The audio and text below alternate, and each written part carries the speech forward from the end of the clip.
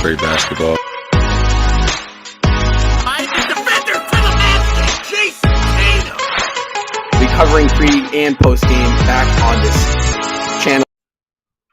Wow. What is going on? What's happening, guys? Welcome back in. Welcome back. Celtics take game 5 back in Boston. There's a game 6. There will be a game 6 in Miami tomorrow night at 8:30. Seas, they win 110-97. Got a little close there at the end when the bench players came in, but it really wasn't close all game long. Boston kind of took control early, came out of the gate hot, firing, intensity was there. So much to talk about. As the Celtics are now winners of 2. Series at 3-2, going back into Miami.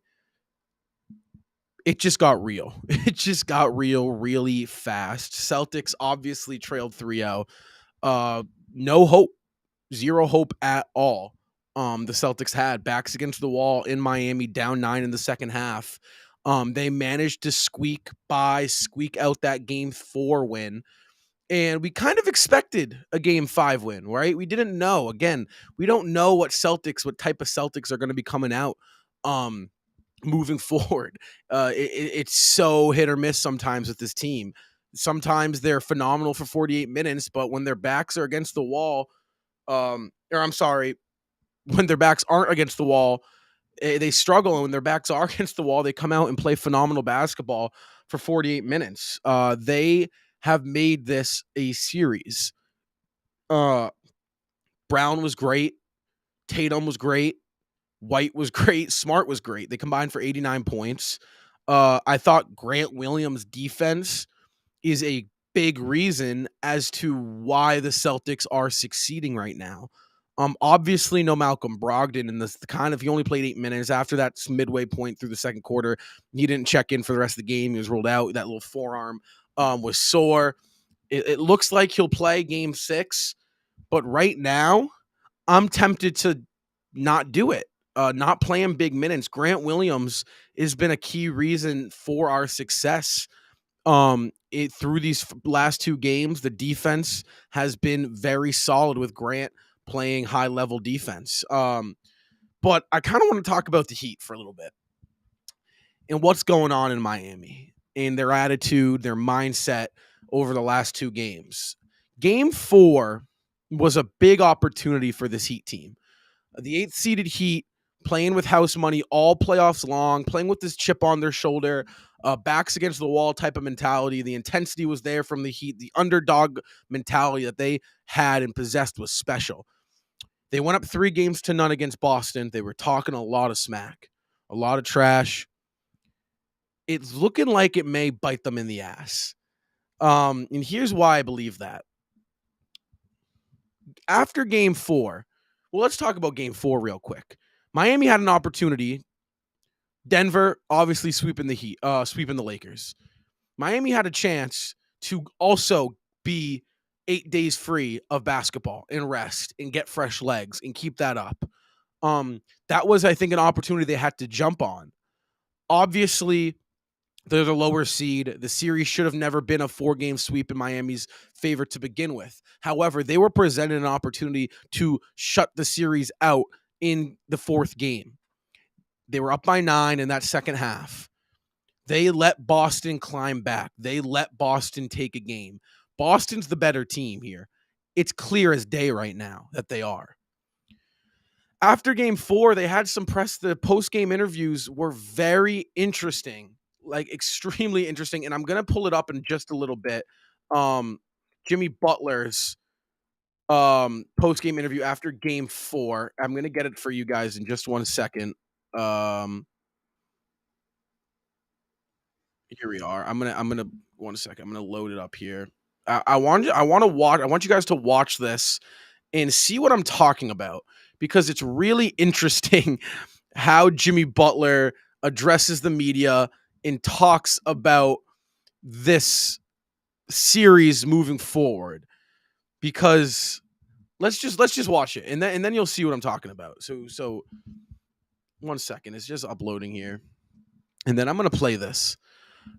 Because what I got from it was a sense of cockiness that the Heat have been having, right? It's like they've been playing good ball. They're they're knocking down shots. The role players are playing great. But when you got Gabe Vincent and Caleb Martin sitting up there on the podium with a smile on their face, with this attitude as if they are just better than the Celtics, is absurd to me. Uh, Hold on. What's up? Rob, I reached out to you on IG. What happened?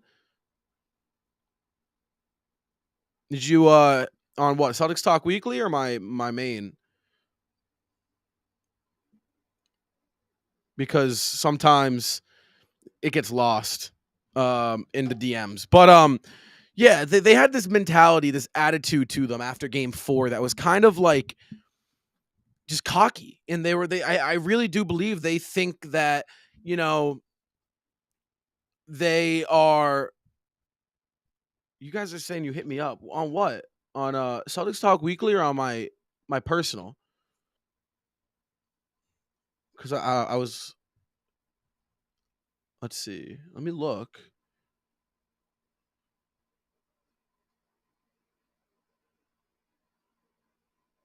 Celtics Talk Weekly. Huh. I don't see anything.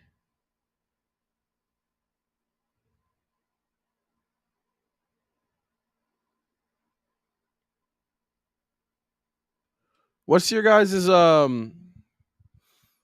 my prediction for game 6? All right, so I'm gonna get into it. First. Before I get into that, let me. It's almost unloading. Let me play this game 4 Jimmy Butler interview, because I think this interview that you guys are about to watch could be a key reason as to um why the Celtics are making their comeback. Here it is. I'm gonna play it right now. The Jimmy Butler interview. Here we go.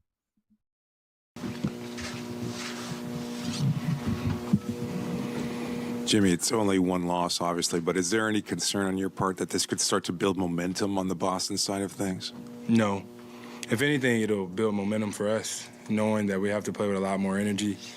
And, we got to play like our backs are against the wall. But I think all year long we've been better and we're able to do things the hard way.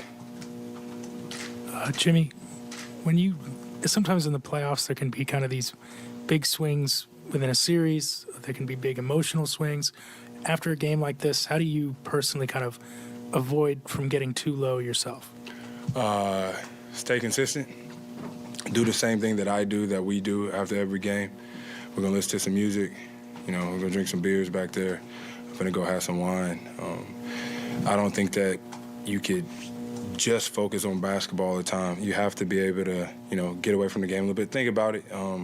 But at the end of the day, you fall back on, your habits, how consistent you're going to be. And myself and my teammates, we're going to do the same thing. We're going to smile. We're going to be in this thing together like we always are. And we're going to go get one on the road. Jimmy, did you think Boston was just one of these games that they're due because they are so offensively talented, or did you find yourselves as a team thinking there was some defensive slippage tonight? I think yes, they are talented. And I would tell you in every game they just missed a lot of shots. Tonight they made shots, but we didn't do our job in making them miss those shots either. But I think we let go of the rope on the defensive side of the ball, turned the ball over, didn't get back in transition. All the things we said we were going to do, we did not. And that was the game. And it got out of hand pretty early. Our energy was low, which we cannot have. And it's on myself and it's definitely on the starting group to make sure that doesn't happen. Jimmy, Tatum and Brown shot much better tonight than they have in the series and had a lot more assists to turnovers. With them getting comfortable, did that kind of get in the way of you guys' defense? Did them getting comfortable early on set the tone from there? Not really. I think we could still win the game. We just got to contest shots more, get back in transition. I'm not going to say make it a half-court game, but don't give them too many easy ones. And we see the ball go through the basket. The basket tends to grow. And for those guys, the elite scorers, they make layups, get some middies, get to the free throw line. They're going to start making everything. that comment he made, we're going to drink some wine, have some beer, we're going to smile. I get what he's trying to say. They're going to stay together. They're going to be, but come on. Are you serious? The confidence that he had is great. I know Jimmy Butler, but you gave them life. You gave this team life. Coming back, this team knew, take game 4. We're coming back to Boston for game 5. If we can take care of game 5, now we got ourselves a series. They gave Boston all of the momentum in that game 4 loss, that game 4 collapse by Miami. That's a problem. I look at that interview. I look at how Caleb Martin reacted, how Jimmy Butler reacted, and I think that's a key reason as to why the Celtics are going to essentially they made this a series, right? And again, his confidence, it's good, right? You got to have confidence. But I think at some point, the Heat have to get back to that mentality where they're like underdogs. They're not better than us. And I think they're in too deep. Now, as to game 5, I loved game 5 through and through. They came out with energy. They played with passion. Boston was great. Tatum was phenomenal. And I arguably think this is probably his second best game of the playoffs. Obviously, that 51-point game was super special. But the way he controlled the pace of the game, the way that he broke down the defense, the way that 11 assists. I believe, let me check the turnover numbers. If I'm not mistaken, he only had 2. He had 4. But again, that's not bad. Four turnovers with 11 assists is something I'll take all the time. So I look at the Heat. They're not the better team by any means. The talent gap is huge between the Celtics and the Heat. And I think you're seeing that now. I think the Celtics are kind of realizing that. They found something that works for them. They put a lot of pressure on the Heat's guard because they're not great dribblers. They're going to clog up the lanes. They're going to make life harder. They're going to reach and swing down at the ball when they drive. On Butler, Tatum has done a phenomenal job defensively on Jimmy, and they're going to play fast. And they figured out how to beat that Heat zone, that one extra pass, that pump fake. It's simple. These guys have seen zones since they were 4 years old playing basketball, right? They know how to beat a zone. Every basketball player, a zone is just movement and passing, and you'll break the zone. They're good shooters. The Celtics can beat a zone. They've shown that. Another talking point, Joe Mazzulla. Hell, phenomenal coaching job. He made a lot of adjustments. The timeouts, they were great. The challenge, I loved. I think Bam, he ripped off 8 straight points in the paint. He quickly went to that double big lineup. He took Al out at once and then put Rob in, and then the Heat started to kind of score inside a little bit. He put Al back in to kind of clog up that inside, make Miami shoot the ball from outside. They were great. And it started with Jason Tatum. And Jaylen Brown made some timely, big-time shots. Obviously, Smart, 23 points, 5 steals. It's tough to beat the Celtics if Marcus Smart's doing that. Let's dive into Game 6 now. Let's talk about Game 6. Because, again, the task at hand is still large. Just like going into Philadelphia for Game 6 was large. But Miami isn't as good as a team as Philly is. So what do I expect from Miami's side of things for Game 6? I expect them to throw haymakers. I mean, they are looking to go to the NBA Finals at home in a Game 6. I'm expecting Jimmy Butler to give us 40. 40. I'm dead serious. 40. He is due for one of those Jimmy Butler 40-point performances. He's going to do it. I just know. This Jimmy Butler shows up when it matters most. I know Jimmy Butler will give us a tough time. How are we going to respond to that is important. I need to see this out of Jason Tatum again. I need to see JT giving us that great passing, that control the pace of the game. There's a pretty wide gap in talent between Jason Tatum and Jimmy Butler. Jimmy Butler just plays with this grit to him that is just unmatched. Not a lot of guys have that. It's very Kobe-esque, that mentality and the grit he plays with. He's just not as talented as Kobe Bryant obviously was, or even as Jason Tatum is. When Tatum gets mad, when Tatum gets angry, when his back's against the wall, that's when we see him play his best ball. He doesn't play with that every single game, and I think that's kind of why you see some inconsistency. If I were to make my prediction for game 6, I don't know. It's going to be a dogfight. I think this game is going to come down to the last 4 minutes, what star player, Tatum versus Butler, shows up. If I were to predict what happens, history suggests that Miami will take this game. That's what history suggests. We're asking the Celtics to do the impossible. 150 times teams have gone down 0-3. Only 14 of them have pushed it to a game 6. Only 3 of them have gone to a game 7. All 3 of which have been on the road for game 7. So if you want my opinion on game 6, the Heat and the Celtics have to play back-to-back game 7s. Because if the Heat lose this game, if Boston manages to go back into Miami and take a game at their place, I don't know if the Heat can come into Boston for a game 7. I think that's GG, that's wraps. And I think Boston and Miami both know that. So, again, how are we going to adjust? Because we know Miami is going to.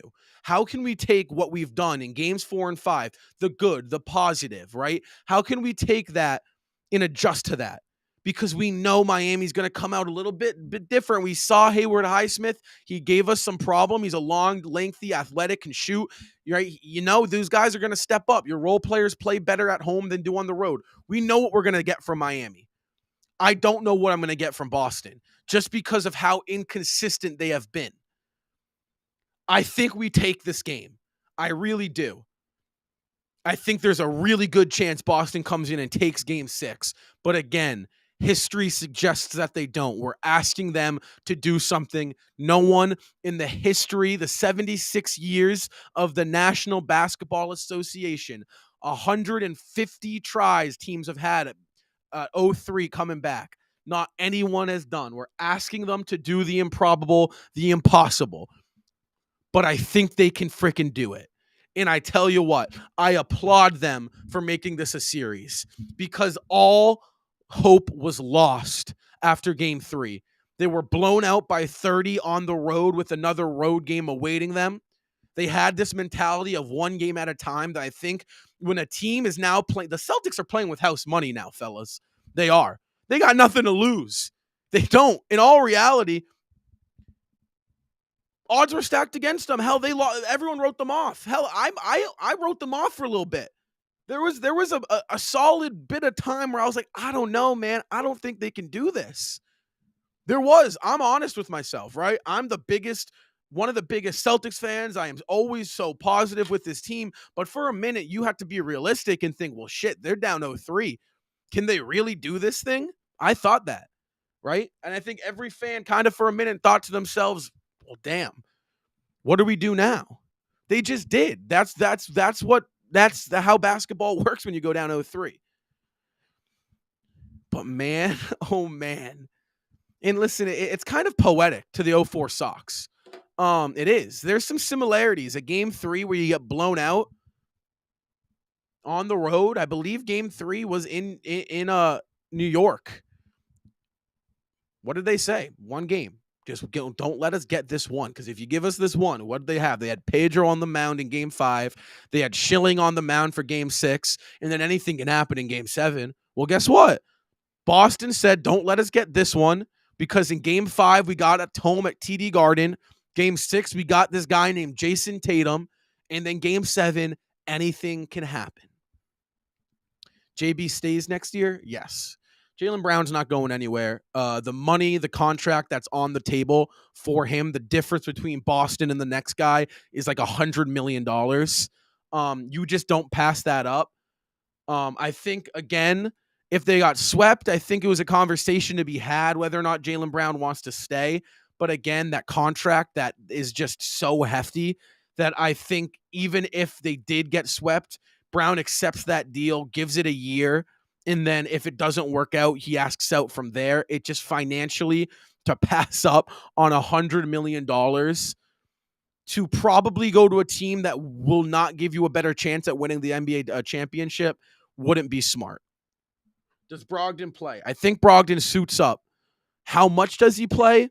That's a question that I can't answer because obviously I don't got any insides to the Celtics. The injury report hasn't got put out. If you want my best guess, Brogdon plays. He suits up. He probably plays 10 minutes. As a guy that's going to go in there and kind of act as get Brown, get Tatum, get White, get Smart a breather. At the same time, I wouldn't be shocked if Brogdon doesn't play because you have this 8-man rotation right now or 7-man rotation working really well with Grant for game 6. Grant's defense, I'm telling you, Malcolm Brogdon, as phenomenal and as great he is on offense, he has some defensive struggles. They've shown, right, some awarenesses where he hasn't been in the right spot. He's a little bit slow defensively. He's a solid on-ball defender, but I think Miami found a little bit weakness with Brogdon. And if he's not shooting the ball great, you're asking him to do a lot on defense. Grant, on the other hand, he's he's quick for his frame. He's got great defensive intangibles. He can stretch the floor. He can knock down big time and open looks, some timely buckets. We've seen Grant put the ball on the floor when he's got a guy like Duncan Robinson on him. We saw it, I think, twice on the baseline. He's got Robinson on him. He gave him an up fake and then put the ball on the floor, and he got the foul drawn. That's really important for Grant to take advantage of that. So I think you see a lot more of Grant Williams. We got another question here. How is there a Pritchard for Brogdon if that's the case? I don't go to either of them, quite frankly. I think if Vincent's out, you can suffice with playing Pritchard on Kyle Lowry because I think that Pritchard's quick, can speed up Lowry, cause some turnovers. But again, I don't think you have to go and run an 8-man. You're playing one game at a time. Every game's a must-win. In the must-win games, you play your 7 best players normally. And if Malcolm's not healthy, I don't go down to the bench and I don't go to Hauser and Pritchard. Their shot making's definitely there, but I mean, sure, if the third quarter rolls around and Boston needs some offense, right? The offense is stagnant. They're down by 7 per se. Maybe you throw in Hauser if that zone's having success. You get Hauser in there, have him kind of find the weak spots of the zone, see if he can knock down some shots. Because again, you gotta give Miami every trick you got in your bag. If you're down in the second half upcoming in game 6. Sounds like Vincent's going to be back for game 6. I'm not too worried about Gabe Vincent. He's made some timely shots. He's a good ball handler for Miami, which they did struggle with taking care of the ball. But I also think you can force Gabe Vincent into taking bad shots. And you really don't force Lowry into taking many bad shots. Lowry's a very smart and sound basketball player. So honestly, if you can pressure Vincent, I think Vincent will be an easier guy to get frazzled game 6 than Lowry is. However, Vincent's been giving us trouble. So we are going to have to do what we did to Strus, to Martin, to Butler, to Jimmy, to Robinson, right? Whoever it may be, we're going to have to do that to Gabe Vincent. I don't think Boston's out of gas. I don't. I think that they're playing with a lot of a momentum. And if you look at the minutes, they're not playing a whole lot of minutes. White played 37. That's a lot. Horford played 29. Smart played 29. Grant played 26. And Rob only played 18. Tatum, he's a younger guy. He's got 40 minutes on him, but you don't really got to worry about Tatum getting tired right now. Brown played 36, which is pretty normal. I'd like to see Rob play more than 18, quite frankly. I think Rob was doing a lot of good things for us defensively against Adebayo. But I don't think you have to worry right now with Boston running out of gas because I think they're so locked in. They're so dialed in entering game 6 right now that I think it's kind of just the adrenaline's going to be there. And I think they really want this thing. JB and JT are getting hefty minutes, I will say. But again, you play your stars.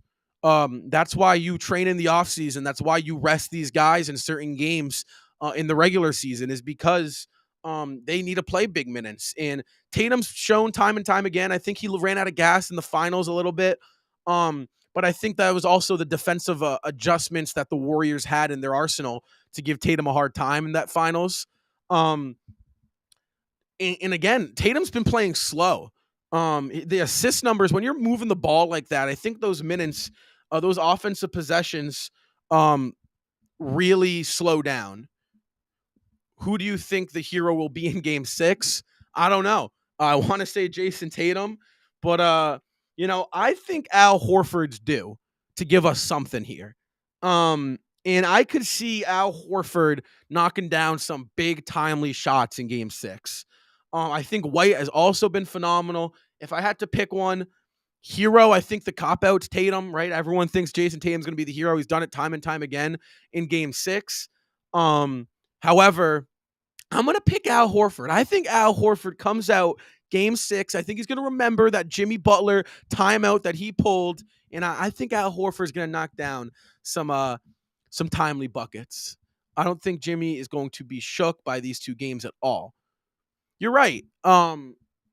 Listen, like I said, Miami is not better than Boston. If Boston's playing at their best and Miami's playing at their best, Boston will win 9 times out of 10. I look at those first 2 games in Boston, and I don't see and point to that and say, yeah, Miami beat the Celtics. I look at that and I say the Celtics beat themselves. They definitely beat the Celtics in game 3. No question about it. That was the one game this series where I look at and I say, oh, Miami just outplayed Boston for 48 minutes. Game 1, the Heat just had a phenomenal third quarter in which a quarter Joe Mazzulla didn't use a timeout. Right? They went on that huge run. They put up 45 points. Boston got comfortable after that phenomenal end of that second quarter they had. Smart was passing the ball amazingly, phenomenally, however you want to say it. Smart was playing great. And then again, they fell asleep. Game 2, same thing.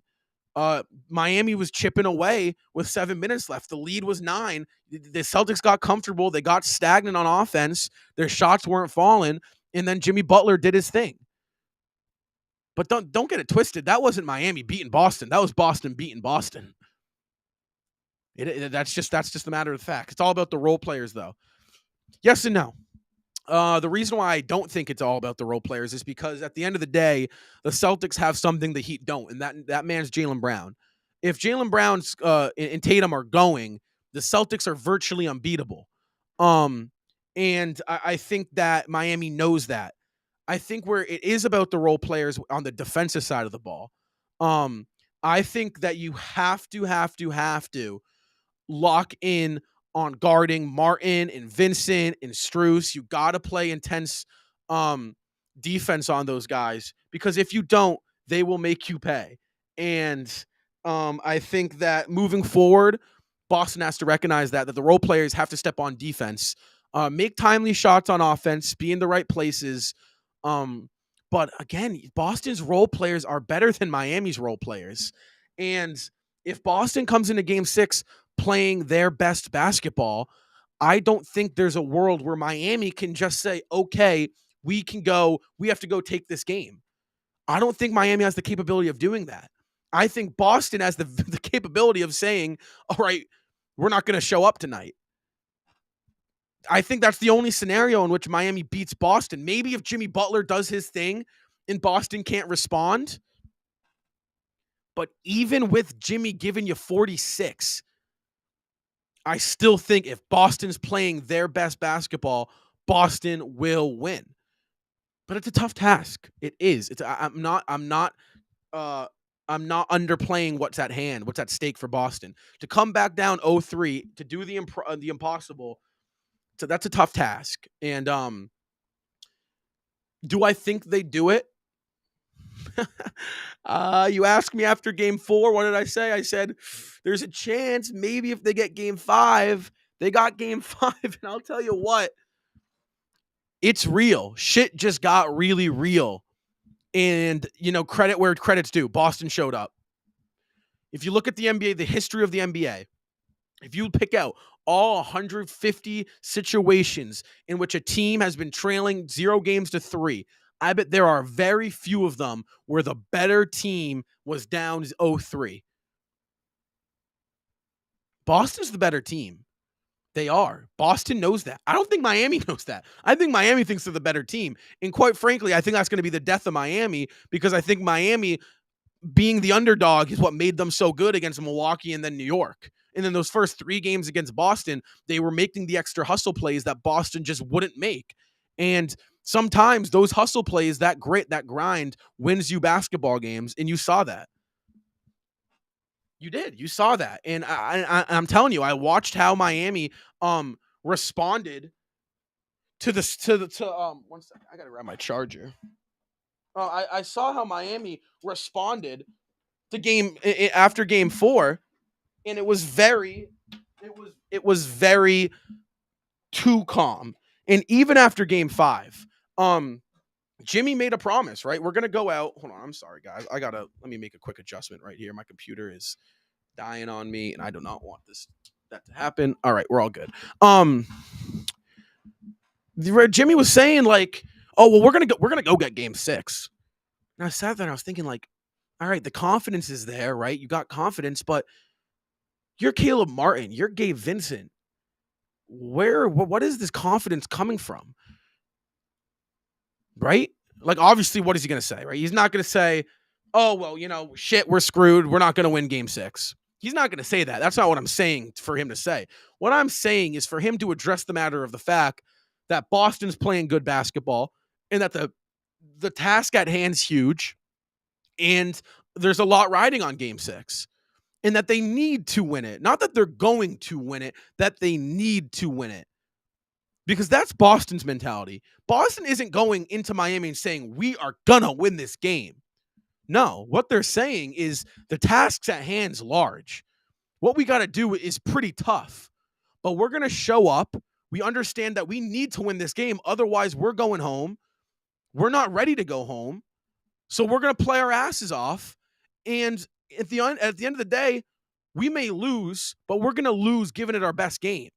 That's what Boston's shown over the past 2 games. What Miami has shown is arrogance and cockiness. And I think for a team like the Miami Heat, you can't do that. You know who can? Steph Curry, Draymond Green, those guys, those Warriors teams. Why? They got 4 rings. LeBron James. LeBron James can say after a game 4 loss, I'm going to go drink some wine, I'm going to regroup, and I'm going to go out into game 5 and we're going to go take one. That's who can say it. Michael Jordan, those guys can say it. I'm sorry, but Jimmy Butler, what have you won? What was he drafted in 2013, 2012? I think 2011, if I'm not mistaken. 2011. You've been in the league 12 years. You made 1 finals. What are you, a 4-time All-Star? Sure, you've had some great playoff performances, no question about it. I'm not questioning Jimmy Butler's dog in him. What I am questioning is where is this confidence you're getting? Because I'll tell you what, you woke up the Boston Celtics. You woke up the better team. You gave the better team life. I'd be scared if I was Miami. But still, the idea that the Celtics have to win 4 straight games in the playoffs, it's a tough task. I think they can do it. They have shown me the 2 games that they're serious about doing it. But game 6 on the road in Miami, it's tough. It's tough. Boston's won 4 of the last 5 in Miami, but I believe Miami won 4 out of the last 5 in Boston. So it's like we got some road warriors at hand here. But if they do it, man, oh man, if Boston does this, what a story it will be. What a story. Because I'll tell you what, it's going to be tough. It's going to be really tough for them to pull this off. We went 3-1. We did. We went 3. You're right. We won 3 times in Miami last year. It's not the thing for me. It's not being in Miami that scares me. It's not being on the road that scares me. What scares me is that we were down 0-3. And you figure Miami's due for a really good game, right? Like, that's how this thing kind of works, the playoffs, right? It's, all right, you lose, you regroup, you retool, you respond. It's a chess match. I've said that. They got a great coach in Spoelstra. I still don't trust Missoula. I don't. But at the same time, the Heat aren't the better team. So again, if Boston gives the Heat their best basketball game, the Celtics will win most of the time. 9 times out of 10, the Celtics will beat the Heat if the Celtics play their best brand of basketball. If Boston doesn't show up, the Heat will most likely win because coaching will take them there. No, Miami can absolutely play a great game. But if Miami's playing their best and Boston's playing their best, Boston's winning. If Boston's playing their best basketball, no one's beating them. No team in the league will beat them if they're playing their best basketball. The problem is it's every other game for Boston, it feels like. So ripping off 4 straight is tough. It's a tough ask. But I'll tell you what, if they do it, I'm looking at the Eastern Conference and I'm saying I don't think there's a team that will dethrone the Celtics in the East, because they were down 2-3 against Milwaukee last year.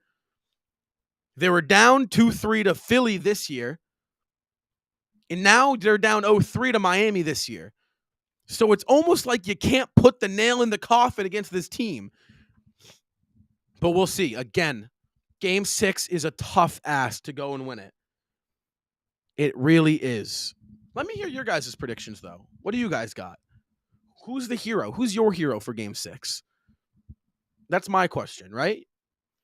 Who do you guys think? Who's the game changer? Who's the X factor in Game 6? My X factor is Al Horford and Grant Williams. Those two guys. You got to play tough defense, physical defense, and you got to hit timely shots. When you're open, if they're running that zone, you have to make them pay. You got to knock down shots. Tatum or Brown, I also agree there. I'd love to see a Jason Tatum masterclass game, I'll tell you that. As much as Jimmy Butler's due for a big game, so is Tatum. Jason Tatum is due for one of those 40, 50-point nights. We need Game 6 Milwaukee, Jason Tatum to show up. You're absolutely right. You're absolutely right. If he shows up, book it. We're going back to Boston for Game 7. I'm interested to see how Miami switches their game plan up. Because Boston plays so great fast, but they also hurt themselves when they play fast. So Boston did a great job, I think, Game 5, realizing the situation, playing fast situationally, but slowing it down and picking apart that Miami zone so well. So I think they did a great job there. I expect a huge punch from the Heat. No, you're right. You're right. I mean, the Heat are going to throw haymakers. Haymakers. The Heat are going to give us everything they got. There's no question about it. But my point is if Boston gives the Heat everything they got, then I think Boston takes it. But I don't know. At the same time, it's so unpredictable with the Celtics that I don't know if they're going to go in there and have their best shot in them. But the history of the Celtics squad, this core group, shows that when it matters most, when elimination game's on, they will show up. If Brown does better in Game 6, some of these fans better apologizing. I mean, that's the thing with Boston sports fans. Anytime anyone has a bad game, they get scrutinized. You can't do it. You got to trust in these guys. I think this series was more of questions rising. Being down 0-3 to the 8 seed is not okay, in my opinion. So I think there were questions. You're down 0-3. What do you do? Is Brown and Tatum the answer, right? Is this core group the answer? There were questions that you had to ask. You just had to. Because again, history suggests we lose this series.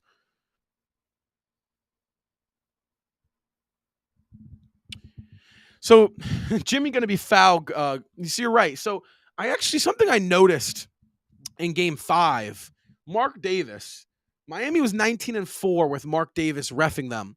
10-3 on the road, 10-1 or 10-1 at home, not 10-3 on the road, I believe. Tatum got a quick tech. Mark Davis handed it out. there were some bad calls. Mark Davis was handing them out.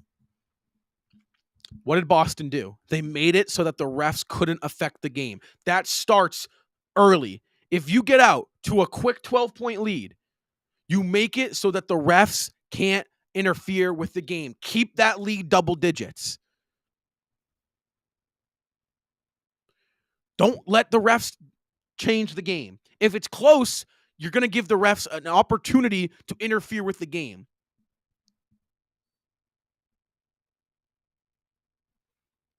You can't do that. You can't do that. At the same time, I wouldn't worry about the refs. At the end of the day, the players decide where the games go.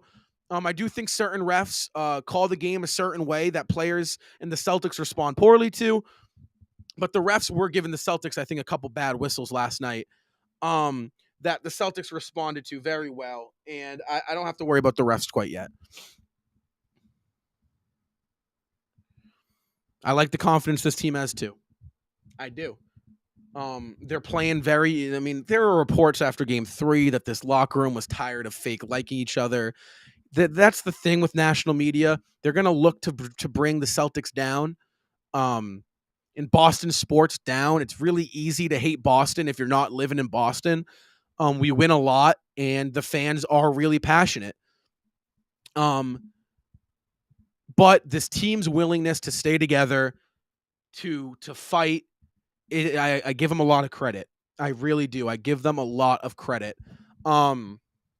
If they win game 6, they're on the verge of doing something incredibly special. Did you hear what Perk said on First Take?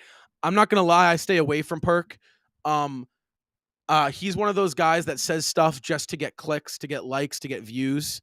I don't really believe Perk believes what he's saying, but I believe Perk knows that if he says what he is saying, it will get him good ratings. So I tend to stay away from Perk because I like Stephen A. Smith. I like First Take, but if I see Perkins on it, I don't really tend to give it much thought, give it much attention. But at the same time, I love those guys. I love First Take. I'm a big First Take guy. Stephen A. JJ Redick I like. I think there's some good national media guys. Some of them, though, I don't give them much thought because, again, I truly believe that myself and you guys and the Celtics fan base know this team much better than those guys. We're the ones watching them for 82 games, postseason, preseason, offseason, training camp. We're paying attention. So I do think that the media, the national media, has an agenda to check off and boxes to check off. Script theory, yeah. Again, like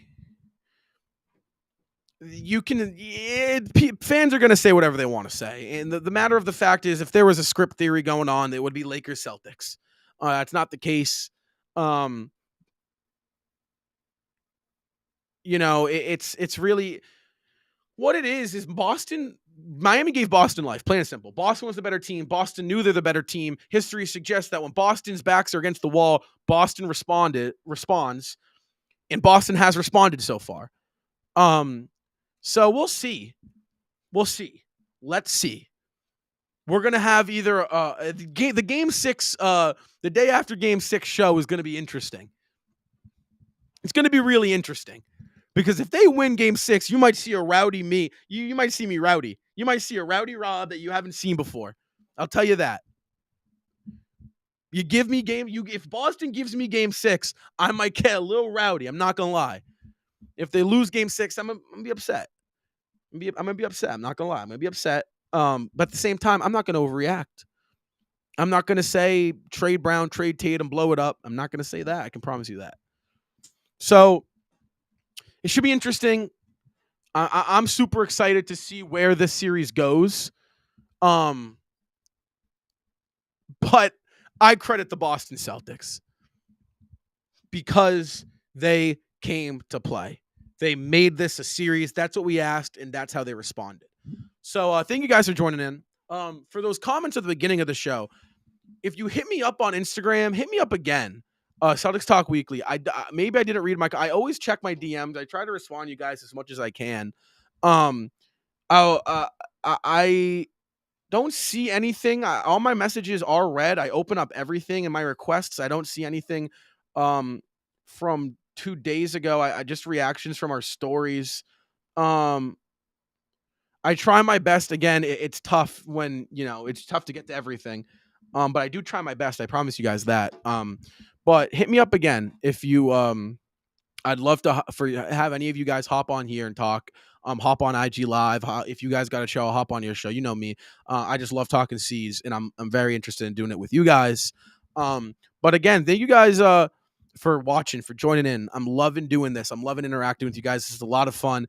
Celtics are rolling, plain and simple. Game 6 in Miami, 8:30 TNT. What's not to love? Boys are rolling. Tatum is rolling. The C's are rolling. Come on. Let's get a little bit excited. I'm pumped. I'm amped. I'm going to be on the edge of my seat the entire game.